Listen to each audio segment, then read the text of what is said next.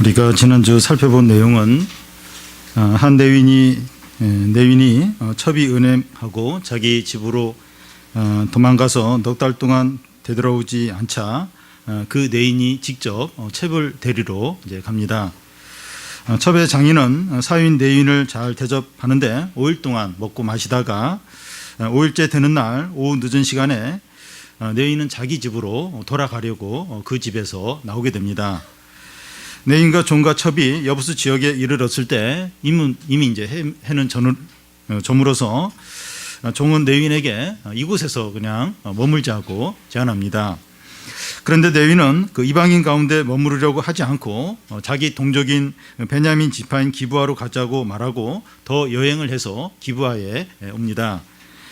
그런데 그들은 동족이 사는 기브아에 도착해서 좀 오랫동안 조금 기다렸는데 아무도 자기 집으로 영접하는 사람이 없었습니다. 오늘 우리가 살펴볼 말씀은 성경 가운데서 가장 추악하고 끔찍한 그런 일입니다. 이 불신자에게도 찾아보기 힘든 죄악과 또 잔인함을 보게 됩니다. 그런데 이런 일이 하나님의 백성 가운데 일어났습니다. 하나님의 백성이 믿음을 떠나면 얼마나 타락할 수 있는가 하는 것을 보여줍니다. 그런데 이스라엘 백성들의 이런 모습은 우리의 모습을 비춰보는 거울이라고 할 수 있습니다. 먼저 그 내윈을 영접한 그 노인입니다. 하나님께서 신명기에서 과부와 고아와 나그네를 잘 돌보고 대접하라고 말씀했습니다. 특히 하나님은 너희가 애굽에서 나그네 되었던 것을 기억하고 나그네들을 잘 대접하라고 했습니다. 이스라엘의 조상인 아브라함은 나그네를 잘 대접하다가 천사를 맞이한 적이 있었습니다. 그래서 이스라엘 백성들은 나그네를 잘 대접하는 것을 아주 귀한 일로 여겼습니다. 그런데 이방 지역인 여부수에 머물 수도 있지만 이 동족을 찾아서 달려온 그 레인 일행을 이 베냐민 지파의 기브온 사람들은 아무도 영접을 안 했습니다. 이 기브아 사람들은 그 내인의 일행이 나그네다, 지금 오늘 밤에 머물 집이 필요하다, 이걸 알면서도 아무도 자기 집으로 받아들이지 않았습니다. 하나님도 모르고 인간적인 정과 전통에 따라 사는 이방인도 이 정도까지 이렇게 냉정하지는 않았습니다. 그런데 누가 내인의 일행을 영접합니까? 16절부터 21절까지 보면 한 노인이 이미 어두워진 시간에 밭에서 일하다가 돌아오다가 성읍거리에 앉아있는 내인 일행을 이제 봅니다. 그는 다가가서 당신은 어디서 왔으며 어디로 가냐고 묻습니다. 이 노인은 베냐민 사람이 아니고 에브라임 사람인데 이곳에 이주해 와서 살고 있는 자였습니다.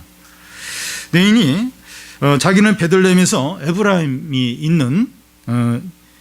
있는 자기 집으로 가는 길이라고 말합니다.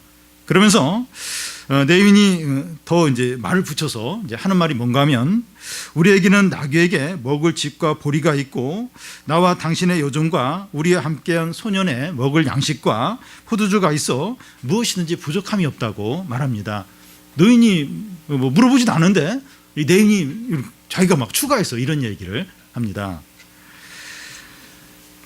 내윈의 이 말에는 그 기반 사람들이 왜 내윈 일행을 자기 집으로 받아들이지 않았나 하는 이유가 나옵니다. 그들은 나그네를 자기 집에 이렇게 데려왔을 때 손해 보는 것을 싫어하는 거예요. 손해 볼까봐 데려오지 않는 겁니다. 하나님의 백성이 이렇게 계산적이 되고 이기적이 되었습니다. 이 노인은 이제 내윈에게 당신이 필요한 모든 것들은 내가 책임질 테니까 자기 집으로 오라고 하면서 아주 유용하게 대접을 해주고 나귀에게도 먹을 것을 줍니다. 이 기브온 사람들 중에서는 한 사람도 내인을 영접하지 않았는데 다른 곳에 옮겨와서 사는 이주민 이 노인이 내인을 영접했습니다. 여러분, 이 베냐민 사람들이 어떻게 해서 이렇게까지 되었습니까? 이 사사기 초반부에 보면 그 베냐민 사람들은 가나안 사람들과 싸우는 것을 소극적으로 했습니다. 유다 지파가 이제 예루살렘을 빼앗아 놓았는데도 거기에 있는 그 여부수 사람을 쫓아내지 않아요. 거기 있는 이방인을 쫓아내지 않습니다. 그러니까 이 싸우는 게 그 믿음이냐 이제 그렇게 볼 수 있는데 이제 그 당시에는 하나님의 말씀에 따라서 이 가난한 사람들을 몰아내고 그 땅을 하나님 주신 기업으로 차지하는 게 믿음이었습니다. 그런데 이 기부 그 베냐민 지파의 사람들은 그러기를 싫어하는 거예요. 그냥 이 가난에 잘 적응하고 그냥 편안하게 지내면 되지 뭐 이렇게 가난한 사람들을 몰아내고 그 땅을 차지하고 이제 그런 생각을 이제 안 하는 겁니다. 그러니까 이 가난한 사람들을 이제 그 쫓아내지 않고 같이 이렇게 살면 이제 그 우상숭배도 하게 되고 또 이방의 안 좋은 풍습도 받아들이게 되는 거죠. 그래서 하나님은 그 이방 가난한 사람들 쫓아내고 그 땅을 차지하고 거기서 이제 하나님 나라를 세우고 신앙생활 잘하라. 이제 그걸 이제 원하시는데 이 베냐민 사람들은 그걸 하지 않았습니다. 그 당시 베냐민 사람들은 하나님과의 관계가 멀어져 있었고 불신앙 가운데 빠져 있었던 겁니다. 여러분, 하나님의 백성에게 믿음이 없으면 이기적이 되고 다른 사람에 대해서 무관심하게 됩니다. 약하고 도움이 필요한 사람들을 귀찮게 여깁니다. 부모들에게 영성이 이제 떨어지고 은혜가 없게 되면 작은 실수에도 자녀에게 짜증을 내고 화를 싣게 되는 경우가 있습니다. 나그네에 대한 이 베냐민 사람들의 냉담한 태도는 그들의 신앙이 하나님으로부터 얼마나 멀어져 있는가 하는 것을 이제 보여줍니다. 여러분, 이 신앙은 눈에 보이지 않기 때문에 잘 알 수가 없습니다. 내 신앙이 어떤지, 내 믿음이 어떤지 알 수가 없습니다. 그런데 약하고 힘이 없고 친하지 않은 사람에게 어떻게 대하는가 하는 걸 보면 우리의 신앙 상태를 알 수가 있습니다. 왜냐하면 이런 사람들에게는 우리 마음 안에 있는 게 그대로 나올 수 있기 때문입니다. 좀 강하고 또 이렇게 어떤 힘 있는 사람한테는 잘 못해요. 이렇게 속마음을 잘 이렇게 나타내지 않고 자꾸 숨기게 되죠. 근데 약하고 힘이 없고 또 내가 뭐 싫어하는 이런 사람에 대해서는 마음에 있는 게 그대로 이제 나오기가 쉽습니다. 야고보서에 보면 이 참된 경건은 고아와 과부를 잘 돌보는 거라고 말했습니다. 우리의 신앙이 약하고 부족하고 도움이 안 되는 사람을 용납하고 사랑하는 것으로 나타나야 됩니다. 우리 가족 중에서도 이제 부모 입장에서 말 잘 듣고 공부 잘하고 그런 애가 있어요. 근데 또 어느 자녀는 또 뭐 그렇지 않은 자녀가 있을 때 그렇게 좀 부모의 그 마음에 안 드는 그 자녀를 어떻게 대하느냐. 이게 이제 이게 중요해요. 이 믿음으로 우리의 믿음이 그런 자녀들, 특히 그런 자녀들에 대해서 잘 용납하고 사랑하고 또 잘 이끌고 하는 게 그게 이제 진짜 이제 믿음입니다. 다음은 소동성과 같은 기부합니다. 노인의 집에 들어간 레위는 먹고 마시면서 즐거운 시간을 갖고 있었습니다. 그때 집 밖에는 이제 성읍의 불량배들이 그 집을 에워싸고선 그 집에 온 그 남자 끌어내라고 이제 요구를 합니다. 우리가 그와 성관계를 갖겠다는 겁니다. 이 동성끼리 성관계를 갖는 것은 군대나 교도소 같이 폐쇄된 그런 공간에서 성욕을 채우기 위해서 그런 경우가 있습니다. 그런데 지금 이곳은 그런 폐쇄된 공간도 아니고 하나님의 백성들이 모여서 사는 겁니다. 그런데 지금 이곳에서 이런 일이 일어나고 있습니다. 그러자 집주인이 이제 그들에게 이제 말하기를 23절, 24절에 보면 내 형제들아 청하노니 악을 행하지 말라. 이 사람이 내 집에 들어왔으니 망령된 일을 하지 마라. 여기 내 처녀들과 이 자의 처가 있으니 내가 그들을 끌어내리니 그들을 욕보이든지 너희가 원한 대로 하고 이 사람에게는 망령된 일을 하지 말라고 합니다. 지금 이런 상황에서 이 노인은 악한 불량배들과 타협을 하고 있습니다. 그 타협은 약한 그 여성들을 성욕거리로 내어주는 겁니다. 그런데 악한 불량배들과 타협을 하면 안 됩니다. 미국과 유럽의 이제 여러 나라들은 이 테러 단체와는 타협하지 않는 걸 기본 원칙으로 세우고 그렇게 이제 밀고 나가는 걸 보게 됩니다. 한국은 누가 이렇게 잡혀가면 막 이렇게 돈 이렇게 막 해가지고 어떻게든 해결을 해요. 왜냐하면 당장의 어떤 그 사람의 생명이나 이제 그걸 보호하기 위해서. 그런데 그런 미국이나 유럽의 몇몇 국가들은 그 뭐 사람이 죽든 어쨌든 물론 살려야 되겠지만 이게 그 타협을 하네요. 뭐 이렇게 주고 돈을 주고 이렇게 빼오고 그렇게 하지 않고 맞섭니다. 테러 단체하고는 싸웁니다. 그게 이제 옳다고 생각합니다. 악한 자들과는 타협을 하면 안 되고 싸워야 합니다. 이 노인의 제안은 또 다른 악을 허용하는 것이 됩니다.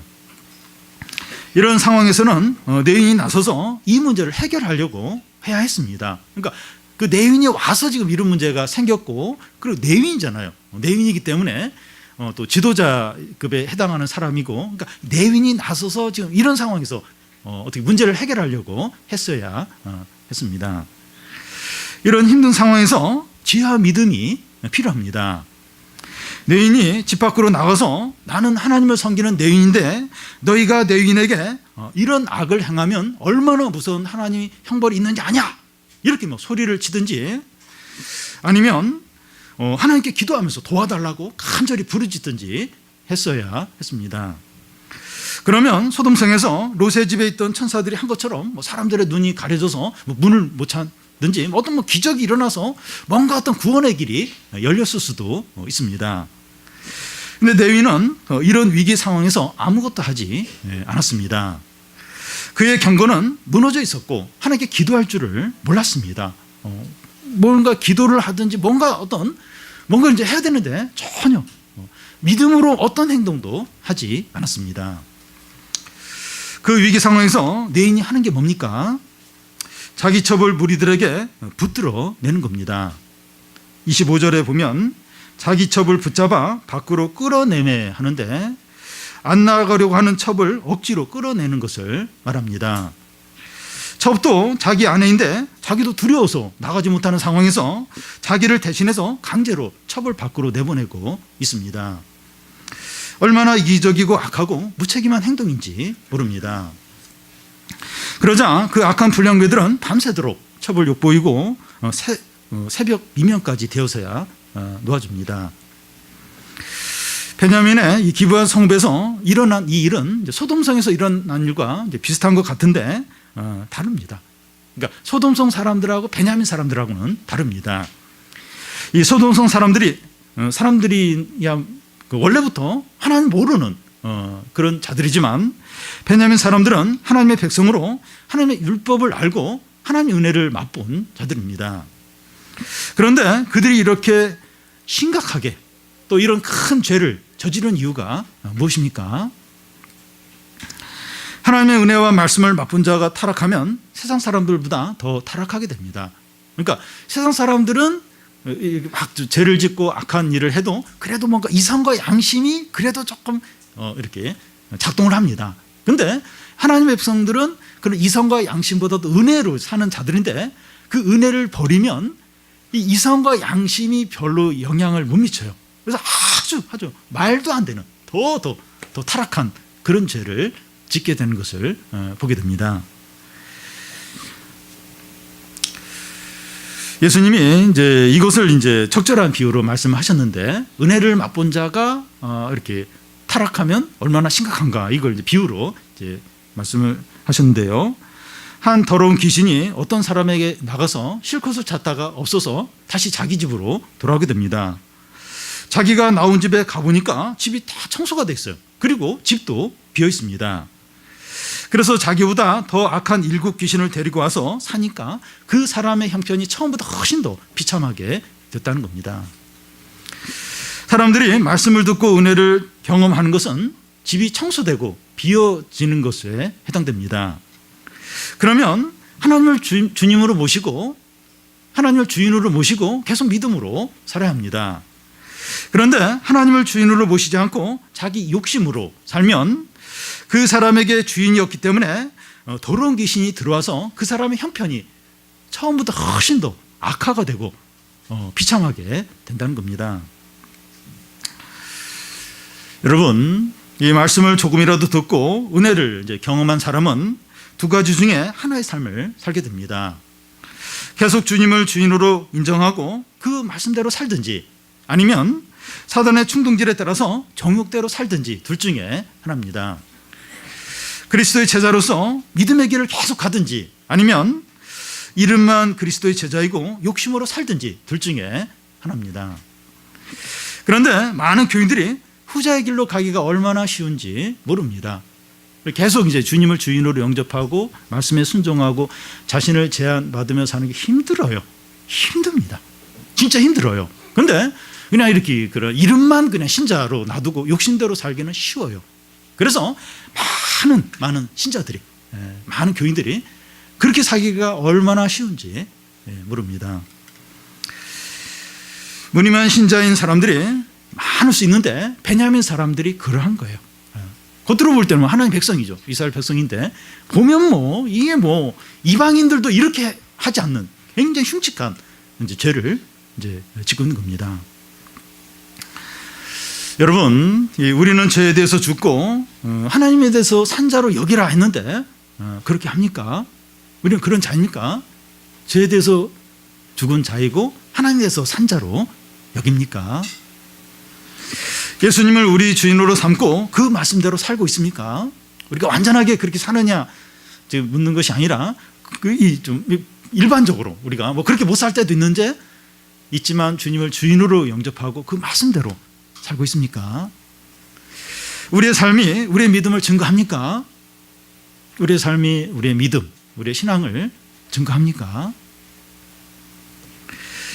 이 베냐민 사람들의 최후가 어떻게 됩니까? 다음 시간에 나오겠지만 남자 600명만 남고 그 외 모든 여자와 아이들과 백성들이 칼로 다 망합니다. 칼로 다 죽게 됩니다. 맛 잃은 소금은 밖에 버려져 사람들의 발에 밟히는 것 같이 하나님을 부신하고 말씀을 계속 무시하는 자에게는 긍휼없는 심판이 있습니다. 그 후에 이제 수백 년 후에 북이스라엘 사람들이 이제 기브아의 이 죄를 본받게 됩니다. 지금 이곳의 사람들이 이제 기브아 사람들인데 이 기브아 사람들의 그 죄를 본받게 됩니다. 북이스라엘에 대해서 호세아 선지자가 이제 무슨 말을 하는가 하면 호세아서 9장 9절에 보면 그들이 기브아 시대 같이 심히 패기한지라 여호와께서 그 악을 기억하시고 그 죄를 벌하시리라. 기브아 때처럼 죄를 짓는 북이스라엘에 대해서 아수를 통해서 철저하게 심판을 이제 하시겠다는 겁니다. 그래서 실제로 아수르가 망하게 돼요. 그러니까 수백 년 전에 그 기브아 사람들이 그런 죄를 졌는데 그 북이스라엘 사람들이 그런 유사한 그런 삶을 사는 거예요. 그래서 아수르에서 아주 철저하게 망하게 됩니다. 그러니까 호세아가 그때 예를 들어요. 이 기브아 족속들의 그 죄를 지금 이 북이스라엘 사람들이 죄를 짓고 거기에 대해서 하나님 철저하게 심판을 하신다 하고 실제로 북이스라엘은 그렇게 망하게 됩니다. 이게 보여주는 게 뭡니까? 은혜를 맛보고 말씀을 아는 자들이 하나님을 싫어해서 말씀을 버릴 때 비참한 멸망이 있다는 겁니다. 오히려 불신자들보다 더 무서운 심판을 받습니다. 이 명목상의 신자가 위험해요. 아주 위험합니다. 무늬만의 신자가 불행합니다. 진짜 불행해요.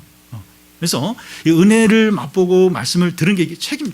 그래서 그 은혜와 말씀에 따라서 사느냐 아니면 그냥 무늬만 신자 그냥 이렇게 명목상의 신자 그렇게 놔두고 그냥 욕심으로 사느냐 둘 중에 하나입니다. 근데 명목상의 신자 은혜만 맛보고 그냥 실제는 욕심으로 사는 자가 가장 불행하고 가장 위험하다는 가장 비참하게 된다는 겁니다. 그래서 우리는 둘 중에서 이렇게 지금 은혜도 받고 말씀도 듣고 있는데 어떤 삶을 살아야 되는가? 책임감, 두려움을 가져야 됩니다. 마지막으로 내인의 이 분노입니다. 새벽 미명까지 악한 불량배들에게 시달린 첩은 이 동틀 때 자기 남편이 머물고 있는 집 문 앞에 엎드려져 밝기까지 아침이 밝기까지 거기서 엎어져 있었습니다. 아마 이 여인은 기어서 이 집까지 왔고 힘이 빠져서 문도 세게 두드리지 못하고 쓰러져 누워 있었던 것 같습니다. 여인은 일찍 일어나 떠나고자 문을 열고 나오자 자기 첩의 두 손이 문지방에 이렇게 놓인 채 엎드려져 있는 것을 봅니다. 그러자 그가 하는 말이 일어나라 우리가 떠나자 합니다. 이 내인은 악한 불량배들에게 자기 첩을 내보내고 나서 그의 안전을 걱정하거나 그를 기다리거나 그를 찾아보지 않았습니다.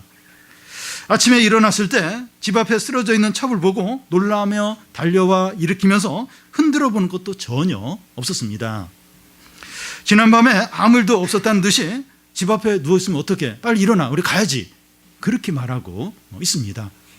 그 지난밤에 무슨 일이 있었는지 아무 일이 없었던 것처럼 이렇게 여기서 누워있으면 어떡해, 빨리 가야지, 그런 말만 할 뿐입니다. 이 뇌인은 사람을 물건 취급하는 냉혈 인간입니다. 인간에 대한 기본적인 관심도 없고 심장이 얼음처럼 차가운 자입니다. 하나님을 섬기고 누구보다도 하나님과 가까이 있다는 뇌인이 이럴 수 있다는 겁니다. 여러분, 하나님의 백성에게 믿음이 사라지고 은혜가 떠나면 이렇게 차갑고 악하고 이기적이 될 수 있습니다. 짐승보다도 못한 겁니다. 그런데 이런 뇌인이 멀리 있는 것이 아니라 우리가 신앙을 떠나고 은혜가 없으면 얼마든지 이렇게 될 수 있습니다. 낯선 사람이나 잘 모르는 사람에게만 이렇게 대하는 것이 아니라 가까운 사람이나 가족에게 얼마든지 이렇게 할 수가 있습니다. 우리에게 믿음이 약해지고 은혜가 떠나면 이렇게 돼요. 이렇게 차갑고 악하고 아주 이기적으로, 참 이렇게 짐승보다도 못한 그런 수준으로 떨어지게 됩니다. 뇌인이 첩에게 일어나 떠나자 하는 말을 해도 아무 대답이 없었습니다. 첩이 죽은 것입니다. 뇌인은 첩의 시체를 나귀에 싣고 자기 집으로 돌아옵니다. 자기의 첩을 좋은 데 묻어주려고 하는 것이 아니라 29절에 보면 칼로 첩의 시체를 토막을 내어 12덩이로 나눕니다. 그는 뇌인이기 때문에 짐승을 잡던 실력으로 첩을 토막을 낸 것입니다. 그런 후에 12토막을 이스라엘 12지파에 각각 보냅니다. 뇌인이 이렇게 한 것은 첩에 대한 사랑이 너무 커서 이 사랑에 대한 복수심으로 그렇게 하는 것이 아닙니다. 자기 안에 이 강원도 산불 같은 이 분노가 복수심으로 불타오르는 겁니다. 사랑해야 될 사람에 대해서는 냉혈 인간인 그가 복수심은 산불처럼 불타오르는 겁니다. 진짜 사랑하고 아껴줄 사람에 대한 냉혈 인간이에요. 그렇게 얼음처럼 차가울 수가 없어요. 그런데 이 복수심에는 막 불타오르는 산불처럼 불타오르는 겁니다. 뇌인은 이런 억울한 일을 당했을 때 그 당시 사사나 이스라엘 장로들을 찾아가서 지금 이런 일이 일어났을 때 어떻게 하면 좋겠는가, 대책을 이제 나누어야 되는데 그렇게 하지 않고 극단적이고 자극적인 방법으로 이스라엘 백성 전체를 자기 문제로 끌어들이고 있습니다. 이것은 후에 베냐민 지파와 나머지 11지파 사이에 큰 전쟁이 일어나서 수만 명이 죽어요. 그리고 베냐민 지파가 전멸되는 비극에 처하게 됩니다. 그러니까 베냐민 지파 중에 그렇게 나쁜 사람이 나왔는데 다 베냐민 지파에 나쁜 사람이 아니에요. 일부 어떤 불량배들이 어떤 면에서 선동을 한 건데 베냐민 전체가 몰살당하는 이제 그런 일이 이제 일어납니다. 그리고 또 수만 명, 이스라엘 백성 수만 명이 목숨을 잃어요. 그러니까 이 뇌인은 이런 문제를 이렇게 뭔가 합리적으로 법적으로 해결하려고 하는 것이 아니라 극단적인 어떤 분노의 방법으로 모든 사람들을 자기에게 끌어들이는 거예요. 그래서 이제 엄청난 살상을 일으키는 그런 일을 지금 행하고 이제 있는 겁니다. 여러분, 이 한 사람의 절제되지 않는 분노와 복수심이 나라 전체를 전쟁의 소용돌이로 몰아넣습니다. 히틀러가 세계 2차 대전을 일으켜서 5천만 명의 희생자를 냈는데 제2, 제3의 히틀러가 나와서 많은 사람을 멸망으로 이끌 수 있어요. 그런 사람들이 계속 나오고 있습니다. 우리 안에 분노와 미움과 복수심이 있다면 분노의 불길이 주위 사람들을 불태우기 전에 빨리 그걸 좀 하나님 앞에 고백을 하고 치료가 돼요. 회복이 되어야 됩니다. 여러분, 뇌인은 하나님을 섬기는 자이고 말씀을 가르치는 자입니다. 한 뇌인이 바른 신앙으로 서 있을 때 많은 사람들이 축복과 은혜를 받게 됩니다. 그래서 한 사람이 자신의 영적인 상태에 따라서 축복의 통로가 될 수도 있고 저주의 통로가 될 수도 있습니다. 우리는 가정이나 학교나 직장이나 모임 안에서 이 두 가지 역할 중에서 하나를 하게 됩니다. 축복의 통로 아니면 저주의 통로, 둘 중에 하나예요. 중간에 뭐 애매한 건 없습니다. 축복의 통로가 되든지 저주의 통로가 되든지 둘 중에 하나입니다. 하나님께서 우리를 부르시고 제 가운데 구원하신 이유는 우리가 있는 곳 어디든지, 가정이든지 직장이든지 뭐 학교든지 뭐 친구들 그 관계 안에서든지 그곳에서 축복의 통로가 되도록 하기 위해서 우리를 부르신 것입니다. 이 시간 우리의 신앙을 돌아보고 회개하고 회복이 되어서 우리 모두가 축복의 통로, 은혜의 통로, 사람을 살리는 그런 통로가 다 되시기를 바랍니다.